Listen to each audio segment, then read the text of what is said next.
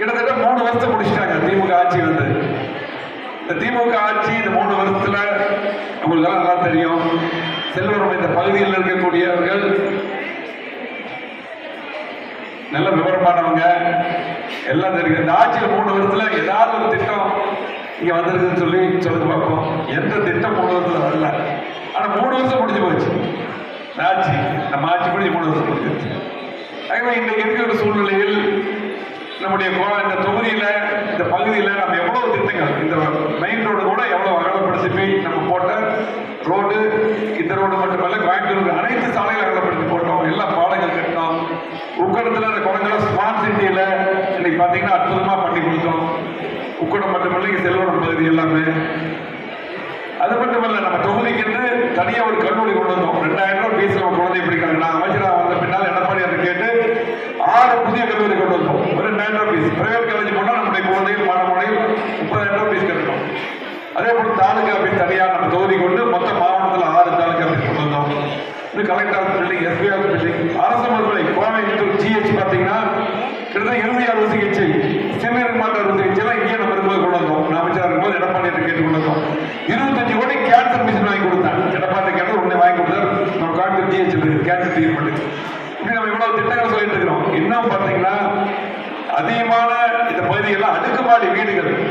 அதே போல நிறைய பேருக்கு பார்த்தீங்கன்னா அந்த பத்திரம் தராங்க, பத்திரம் வாங்கி கொடுத்தோம். அடுக்குமாடி வீடுகள்லாம் நிறைய கட்டி கொடுத்தாங்க. அந்த வீடுகள் கூட முடிக்காம இருக்கிறாங்க. நம்ம இருக்கிற ஆரம்பிச்ச வீடுகளை முடிக்காம இருக்காங்க. இப்படி பார்த்து செஞ்சோம். திமுக ஆட்சியில நம்ம கோயம் மாவட்டத்தில் ஏதாவது ஒரு திட்டம் சொல்லுங்க பார்க்கலாம். நம்ம இருக்கும்போது அத்திகரவனார் திட்டம் 50 ரூபாய் நம்ம தொகுதி தண்ணி கொண்டு கொடுத்தோம். 3வது கூட்டு திட்டம் நான் உள்ளாட்சி அமைச்சர் எடப்பாடி கேட்டு கொண்டு திட்டம் ஒன்றும் முடியல. சீக்கிரம் முடிச்சாங்கன்னா 50 வருஷம் தண்ணி பிரச்சனையா இருக்காது. கோயம்புத்தூர் கூட பாலங்கள், இன்னைக்கு ஆத்து பாலத்தில் பாலம், அவனாத்திரத்தில் பாலம், சென்னையில் அதிகமான பாலங்கள் இருக்கு. கோயம்புத்தூர் அவ்வளவு பாலங்கள் கட்டியிருக்கோம். ஆகவே இப்ப நம்ம சொல்லிட்டே போனோம். இவ்வளவு திட்டங்களை கொண்டு வந்தோம். அத்திகரவனார் திட்டம் 70 ஆண்டுகள் பிரச்சனை. ஏர்போர்ட் விரிவாக்கம் நான் இருக்கும்போதே பாத்தீங்கன்னா கூட்டம் போட்டு நிதியெல்லாம் ஒதுக்கியாச்சு. அது முடிஞ்சா நிறைய ஐடி கம்பெனி வரும். நம்முடைய குழந்தைகள் படிச்சவர்கிட்ட நிறைய இருக்காங்க. அது கூட வேலை 1 லட்சம் பேருக்கு மேல வேலை வாய்ப்பு கிடைக்கும். நிறைய ஐடி கம்பெனி வரும். அதையும் முடிக்க மாட்டேங்கிறாங்க. இவ்வளவு திட்டம் கொண்டு புதுசா செய்யாடி பரவாயில்ல. நம்ம கொண்டு வந்த திட்டங்களை கூட அவங்க யாரும் முடிக்கல. அது மட்டும் இல்ல, நிறைய வாக்குறுதி கொடுத்தாங்க. தேர்தல் நேரத்தில் நிறைய வாக்குறுதி கொடுத்தாங்க. நம்முடைய கூட்டணி கட்சிகள் நிறைய பேர் வந்து பேசினாங்க. அதே போல இங்க பாத்தீங்கன்னா எல்லாருமே நிறைய இருக்காங்க.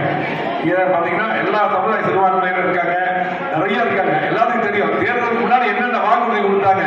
வந்து அப்படியே என்ன எல்லாமே அப்படி மாற்றி அமைக்கிறாங்க. ஒண்ணுமே அவங்க செஞ்ச ஒண்ணே என்னன்னா மின்கட்டண உயர்வு, கரண்ட் சார்ஜ் அதிகம் பண்ணிட்டாங்க, சொத்து வரி அதிகம் பண்ணிட்டாங்க, பால் விலை உயர்வு. இப்படி பாத்தீங்கன்னா இந்த விலை உயர்த்திருந்தா விலை உயர்த்தினாலும் பரவாயில்ல. தேர்தலுக்கு முன்னாடி வாக்குறுதி கொடுத்தது நம்முடைய குடும்ப தலைவிகளுக்கு 1000 ரூபாய் தர்றாங்க.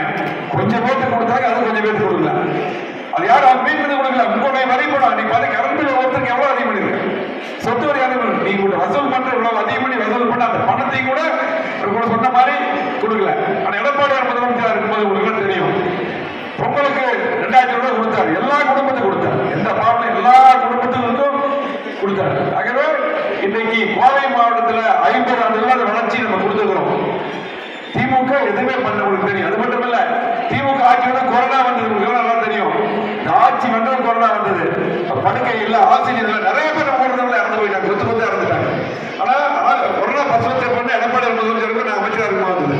உடனே ஆய்வு போட்டோம். வாரம் நான் கண்டென்ஸ் போட்டோம். கொடிசியில பெட்டு அதிகம் பெட்டு போட்டோம். அரசு மருத்துவமனையில் போட்டோம், இஎஸ்ஐல போட்டோம். ஒவ்வொரு காலேஜிலும் பெட்டு போட்டு ஆசிரியர் போட்டு நிறைய உயிரினை காப்பாற்றணும். எடப்பாடி ஒவ்வொரு மாவட்டம் வந்தார். அதே போல கொரோனா நேரத்தில் லாக்டவுன் பண்ணிட்டாங்க. எல்லாமே கடையிலே இல்லை. ஒவ்வொரு குடும்பத்துக்கும் ஒரு பாஸ் போட்டு எல்லா பொருளும் ஒவ்வொரு குடும்பத்துக்கு நான் கொடுத்தேன். எல்லா குடும்பமும் எங்களுடைய அண்ணன் தம்பி அக்கா தங்கச்சி அப்பா அம்மா குடும்பத்தை பார்த்து ஒவ்வொரு குடும்பத்துக்கும் நான் பாஸ் போட்டு கொடுத்தேன். அதே போல காய்கறி தேவையானதை கொண்டு கொடுத்தோம். இதுதான் நம்ம திமுக கொரோனா வந்தது உயிரினை காப்பாற்றல, அவங்க எதுவும் பண்ண. ஆகவே நம்மளை பொறுத்தவரைக்கும் இவ்வளவு திட்டங்களை பண்ணிருக்கோம். பார்த்து செஞ்சிருக்கோம்.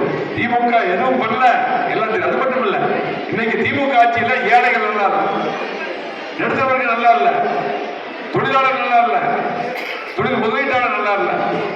திமுக எப்பவுமே ஓட்டு போடக்கூடிய அரசுடைய டீச்சர்ஸே இந்த ஆட்சியை இருக்கக்கூடாது. ஒட்டுமொத்த தமிழ்நாடு முழுவதும் இன்னைக்கு ஒரு முடிவு பண்ணிட்டாங்க. கண்டிப்பாக எப்ப தேர்தல் எடப்பாடி முதலமைச்சர் வருவார்.